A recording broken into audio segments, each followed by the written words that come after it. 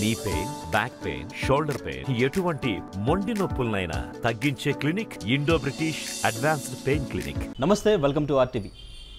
ఎన్నికల షెడ్యూల్ వచ్చిన తర్వాత మొత్తం అందరి కాన్సన్ట్రేషన్ కూడా ఇప్పుడు ఏపీ ఎలక్షన్ మీద ఉంది. నెక్స్ట్ ఏ పార్టీ రాబోతుంది?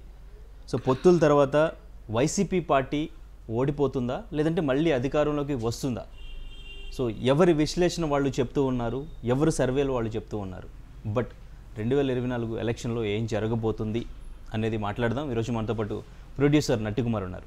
సార్ నమస్తే. నమస్తే సార్, ఇప్పుడు షెడ్యూల్ రిలీజ్ అయిన తర్వాత అండ్ ఇంకా పొత్తులు కన్ఫర్మ్ అయిన తర్వాత బీజేపీ కూడా యాడ్ అయిన తర్వాత సీట్లు అనౌన్స్ చేసిన తర్వాత కొంత మేరకు కొన్ని గొడవలు జరిగినప్పటికీ కూడా వైసీపీ మాత్రం చాలా కాన్ఫిడెంట్గా ఉన్నారు. సో మీ సర్వే ప్రకారం ఏపీలో ఏం జరగబోతుంది అనుకుంటున్నారు? యాక్చువల్గా మొన్నటిదాకా survey is confident before BJP పొత్తుల దాకా కాన్ఫిడెంట్గా 150 సీట్లు జనసేన టీడీపీ గెలుస్తుంది. అయితే ఎప్పుడైతే బీజేపీ వచ్చిందో ఈ పొత్తుల్లో డ్రాబ్యాక్ అయిందా, వీళ్ళు పబ్లిసిటీలో డ్రాబ్యాక్ అయ్యారా, లేకపోతే చంద్రబాబు నాయుడు గారు మరి ఎక్కడ అంటే మరి ఈ ఉచ్చులో పడ్డారా, బీజేపీ ఉచ్చులో పడ్డారా, ఈజ్ అ గేమ్ ప్లాన్లో, బీజేపీ గేమ్ ప్లాన్లో, డబుల్ గేమ్ ప్లాన్లో మరి ఏమైనా పడ్డారో తెలియదు. కానీ డ్రాబ్యాక్ అయింది అయితే వాస్తవం. ఓకే, వాళ్ళు పెరిగారు, వైసీపీ పెరిగింది, ఇక్కడ డ్రాబ్యాక్ అయ్యారు. ఇది వాస్తవం. ఎన్ని సీట్ల వరకు డిఫరెన్స్ వచ్చిందంటే దాదాపు నాకు తెలిసి 92 or 95 సీట్స్ దాకా టీడీపీ జనసేనకి ఇప్పుడు పట్టు కనబడుతుంది. ఓకే, అంటే 150 సీట్స్ నుంచి బాగా పడిపోయింది. అంటే ఎందుకు పడిపోయింది ఏంటంటే బీజేపీ వల్ల మైనార్టీస్కి మైనస్ వచ్చింది, మైనార్టీస్కి ఓట్లు మైనస్ వచ్చాయి. నెంబర్ 1. హిందుత్వం ఓట్లు పట్టానికి హిందుత్వం ఓట్లు ఎవరి వాళ్ళకి ఆటోమేటిక్గా పడతాయి. బీజేపీ 0%లో ఆంధ్రప్రదేశ్లో ఉంది. అక్కడ ఎంపీ సీట్లు 8 సీట్లు ఇచ్చారు. ఎంపీ సీట్లు 8 ఇచ్చారు. 8 ఎంపీ సీట్లు అక్కడ ఇస్తే ఆ 8 ఎంపీ సీట్లలో దాదాపు 2 సీట్లు జనసేన, 6 సీట్లు బీజేపీ. ఓకే, మేబీ ఏదైనా అవ్వచ్చు. 30 సీట్లు, 31 సీటు జనసేన వాళ్ళకి. అయితే వీళ్ళు ఇక్కడ నాకు తెలిసి జనసేన ఇస్ కాన్ఫిడెంట్గా 21 సీటు గెలాలి,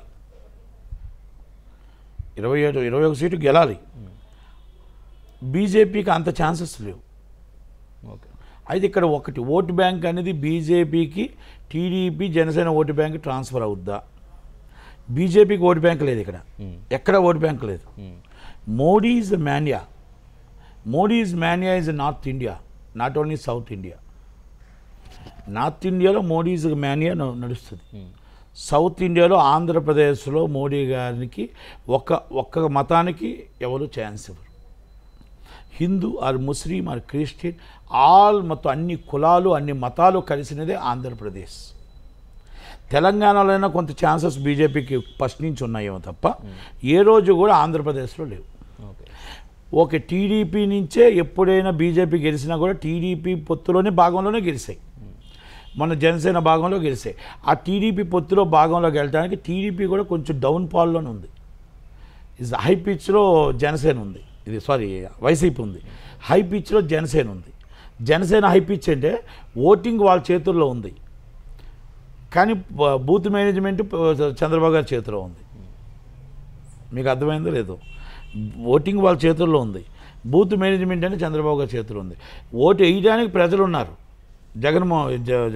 పవన్ కళ్యాణ్ గారికి. ఎలాగయ్యాలో తెలియదు, ఎక్కడ బూత్ మేనేజ్మెంట్ ఏంటో కార్యకర్తలు ఏంటో అవగాహన కొన్ని దాంట్లో తక్కువ ఉంది. ఈ బూత్ మేనేజ్మెంట్ ఈ ట్రాన్స్ఫర్ ఇటు అవ్వాలి, ఇదంతా ఒక విశ్లేషణ. ఇది ఈ డిఫరెంట్ విశ్లేషణలో ఈ మొత్తం టోటల్గా ఏదైతే పొత్తులు వచ్చాయో పొత్తులో కొన్ని డిఫరెన్సెస్ అయితే వచ్చాయి. ఇక్కడ అసంతృప్తి వాదులు చాలా ఉన్నారు. ఈ అసంతృప్తి అనేది టీడీపీకి దెబ్బ తగులుతుంది.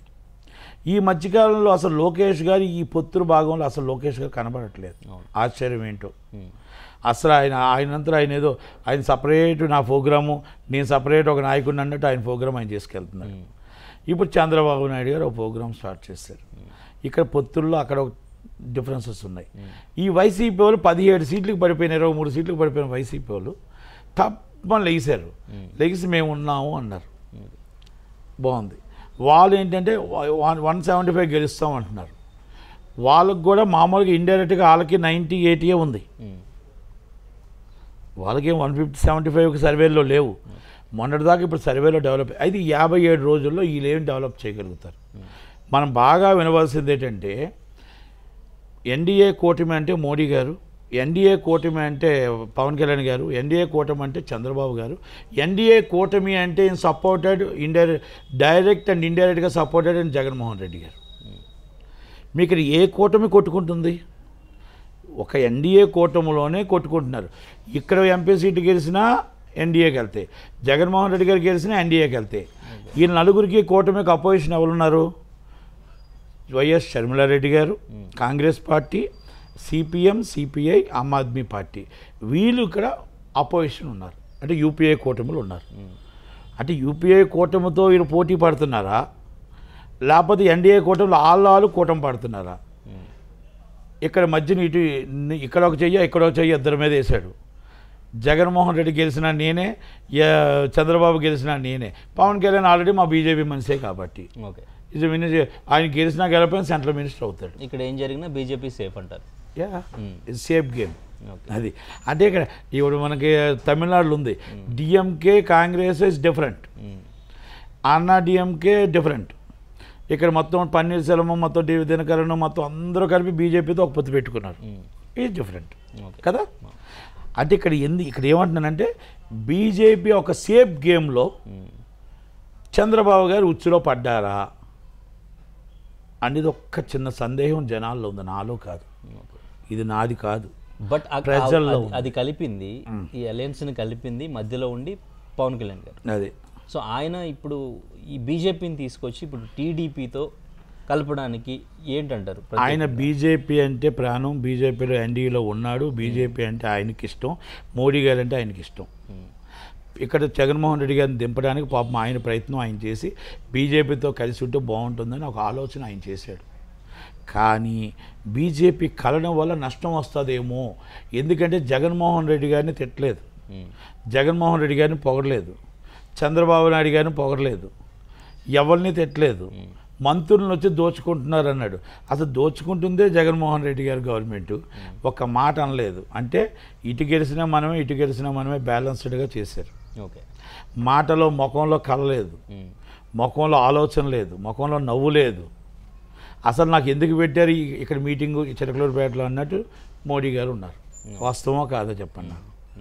కనుక ఎన్ని అనుమానాలు జనాల్లో ఏంటంటే ఒక టీడీపీని దెబ్బ కొట్టడానికి ఒక మన పవన్ కళ్యాణ్ గారి ద్వారా బీజేపీ వాళ్ళు స్కెచ్ చేశారా, ఇది జనసేన వైసీపీకి వెళ్ళడానికి ఒక స్కెచ్ ఏమైనా చేశారా, ఆ స్కెచ్లో వీళ్ళేమైనా పడిపోయారా అనేది కొంచెం అనుమానాలు ఉన్నాయి. ఈ అనుమానాలు 57 రోజులు టైం ఉంది. అనుమానాలను నివృత్తి చేసి వాళ్ళు వైసీపీని దింపి గెలుస్తారా, లేదు అంటే స్వయంకృత అపరాధంతో వైసీపీకి మళ్ళా పగ్గాలు ఇచ్చి మన రాక్షస పాలనకి సపోర్ట్ చేసినట్టు అవుతుందా, వీళ్ళు మళ్ళీ ఇంకా కనుమరుగైపోతుంది ఇంకా future. Next is government is following in Congress, opposition is Congress. ఇది కానీ ఈసారి కానీ ఈ కూటమి రాకపోతే ఈ కూటమి కనుమరుగైపోతుంది. ఈ కూటమికి opposition, strong opposition YS Sharmila Reddy గారు అండ్ కాంగ్రెస్ పార్టీ అండ్ స్ట్రాంగెస్ట్గా ఉంటుంది. అది మాత్రం చెప్పగలుగుతాం. మరిన్ని వీడియోస్ కోసం ఛానల్ సబ్స్క్రైబ్ చేయండి, లేటెస్ట్ అప్డేట్స్ కోసం వాట్సాప్ ఛానల్ ఫాలో చేయండి అండ్ లింక్ డిస్క్రిప్షన్లో ఉంది.